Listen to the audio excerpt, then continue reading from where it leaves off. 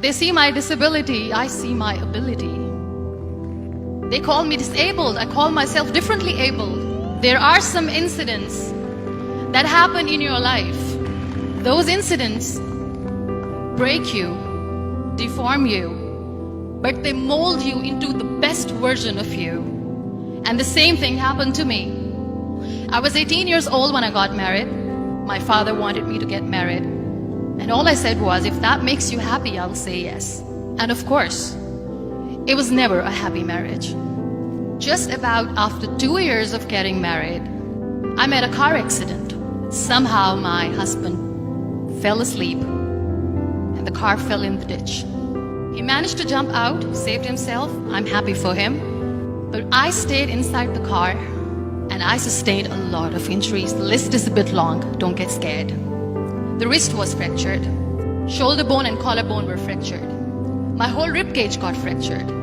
And because of the rib cage injury, lungs and liver were badly injured. I couldn't breathe. I lost urinary bowel control. That's why I have to wear the bag wherever I go.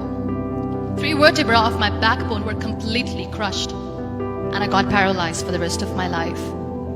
I finally ended up in a hospital where I stayed for 2.5 months. I underwent multiple surgeries.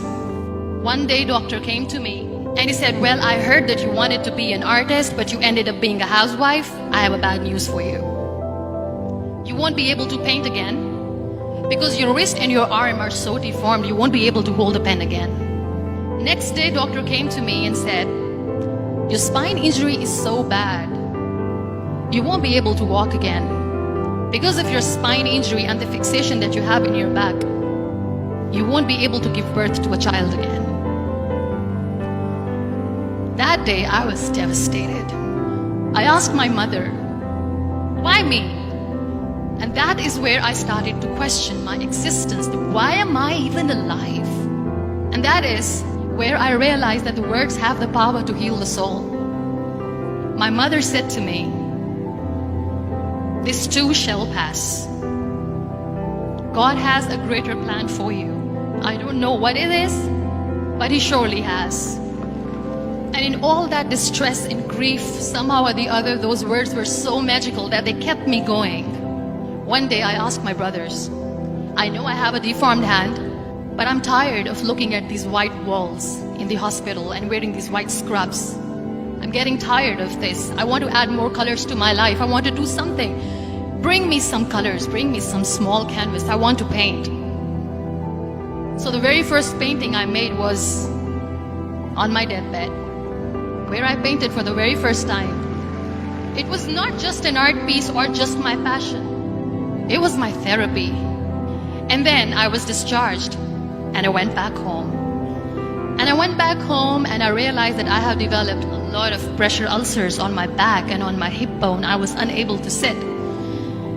There were a lot of infections in my body, a lot of allergies. So doctors wanted me to lie down on the bed straight for not 6 months, for not 1 year, for 2 years.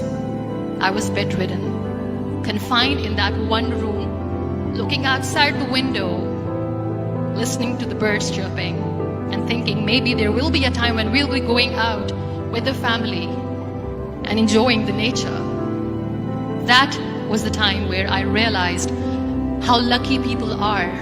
That is the time where I realized that the day I'm going to sit, I'm going to share this pain with everyone to make them realize how blessed they are, and they don't even consider them lucky. That day I decided that I'm going to fight my fears. We all have fears. Fear of unknown, fear of losing people, fear of losing health, money. We want to excel in career, we want to become famous, we want to get money. We are scared all the time.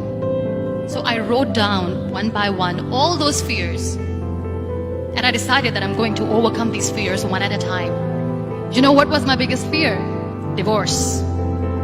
I was trying to cling on to this person who didn't want me anymore, but I said no. I have to make it work. But the day I decided that this is nothing but my fear, I liberated myself by setting him free.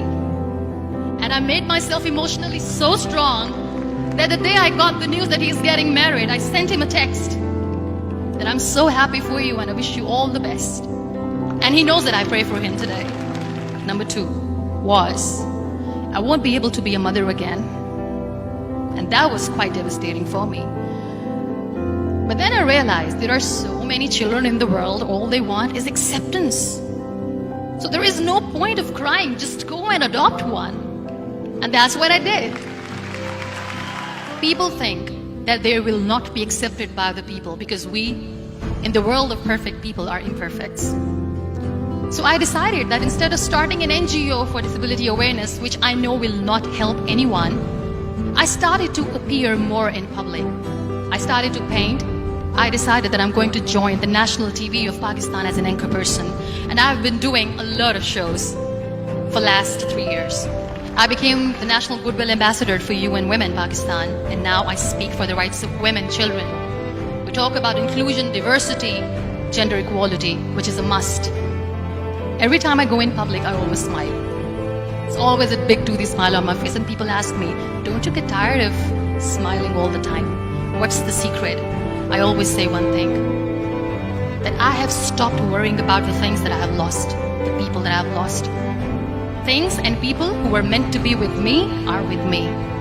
And sometimes somebody's absence makes you a better person. Cherish their absence. It's always a blessing in disguise. Live your life fully. Accept yourself the way you are. Be kind to yourself. Be kind to yourself. I'll repeat, be kind to yourself, and only then you can be kind to others. Love yourself and spread that love. Life will be hard. There will be turmoils, there will be trials, but that will only make you stronger. So when you accept yourself the way you are, the world recognizes you. It all starts from within.